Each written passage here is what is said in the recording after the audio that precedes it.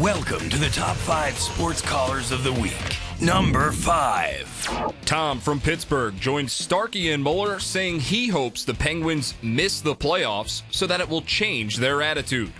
Hey, fellas, this goes against everything that I've ever believed in as a Pittsburgh Penguins or Pittsburgh sports fan, but I really almost hope that the Penguins lose out and don't make the playoffs at all. And the reason I believe that is because, I think they need to be knocked off their horse a little bit. I think that all the players included, and fans also, but players especially, they assume that all of these great things are going to happen just because they're so great. And because of that, they have lapses, every single one of them, Crosby, Malkin, everyone included, throughout the year where it's not that they're not trying, but they're not trying their best as they have in the past. So you want them to miss the playoffs because you feel that it would be good for them in the long run because it would knock them off their high horse? I think because they haven't shown me anything this year that leads me to believe that even if they make the playoffs, that they're going to go very far. But I can tell you this, they definitely won't go far in the playoffs if they don't make the playoffs. All you want is a ticket to the dance, isn't it? Number 4. Patrick from Alpharetta, Georgia, called into Dukes and Bell with his thoughts on what the Braves did this offseason. Lifelong Braves fan, brother. The hardest thing about I get it. I get what they're doing. The hardest thing for me is having a 9-year-old son who feels like all his baseball cards just got thrown in the garbage. Because he was a Chipper Jones fan. Obviously, he retired. He loved McCann. He loved Hayward. We loved seeing what Justin was doing out there. And God almighty, he met Kimbrel twice. And you want to talk about a class act. That guy is just golden. I get it. Number 3. Anthony from Queens hopped on with Boomer and Carton to revive one of Carton's old slogans for the Mets. Carton, you came out with something a couple years ago. I haven't heard you refer to it, but it just fits the Mets so well. And before I tell you what it is, I just want to say I know it's opening day. I'm not buying it. And Carton, you have any idea what I'm talking about? Mets fans for Yankees? Well, there's one even better than that. I'm telling you. Ready? Bohica. Bohica. Bend over. Here it comes again. Anthony, I know you're in Queens. Anthony, let me ask you, are you a Met fan? Yeah. Okay. Have a nice day. Well, what do you have to...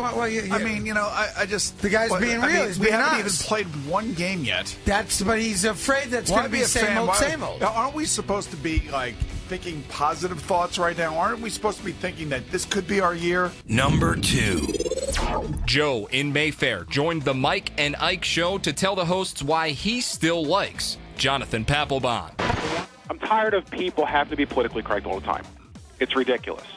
When Papelbon came here, he first said, I didn't sign up for this. He came here to win. You're playing for a fake ownership group, let's be honest. Fake general managership. The scouting's awful. There's no leadership in that locker room. Even when he got here, the locker room started to fall apart. He's wearing his heart on his sleeve, telling the fans, he's a Red Sox. He misses that environment.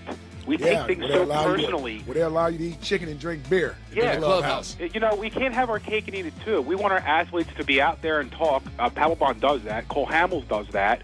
There are people that are real. I'm tired of people like J-Roll waiting to leave to say something. Say it while you're here. Well, J-Roll pretty much said what he felt like saying while he was here. No, which was nothing. Don't hide. Don't hide. No, J-Roll said while he was here, where the team to beat. That was pretty good, right? And I'm talking about with the fans and how he feels right now at that moment. Last year playing for the Phillies, our team sucks. Mm-hmm. Say it. We stink. We need better players. Well, how about this? Don't be sitting there and twiddling your thumbs and be like, oh well, I'm just happy to put on a uniform. No. Number 1. The top spot goes to Artie from Brooklyn, who called into Mike Francesa because he's very irritated with how the Mets are handling their lineup. This lineup that the Mets got is just killing me. It killed me last year, and it's killing me now. And this is even worse, because at least when they had the hot up ninth, I was like, tell me what's your problem? Which part of the lineup do you not like? Well, the problem is that you're putting your pitcher. You're putting your pitcher up before the guy that you're putting in at shortstop because he's an offensive hitter. I mean, if it was Sahara, that's one thing. But the reason why Flores is playing is for his offense, and now you're putting the pitcher up ahead of him. How does that make any sense? Makes no sense, Mike. Come on, that makes no sense. He's right. You're right. Because you know what's going to happen? You are right. When G is pitching, they're not going to put G up as the ace. They're not. Well, no, they don't put Cologne up. They don't put Cologne up eighth either. That's why this whole thing doesn't make sense because it's sense at all, well, it's a theory. It's a theory that was started by Tony La Russa, but it doesn't make sense from this standpoint. If the idea is to get your better hitter more at bats, why would you bat DeGrom in front of Flores? Right. That's exactly what somebody asked that question. It's a stupid lineup. You wouldn't. It's killing me. Why, Mike? But he's right. He's allowed to yell. He's right. Tune in every week to hear the wildest callers and the wittiest banter as CBS Local Sports brings you the top 5 sports callers of the week.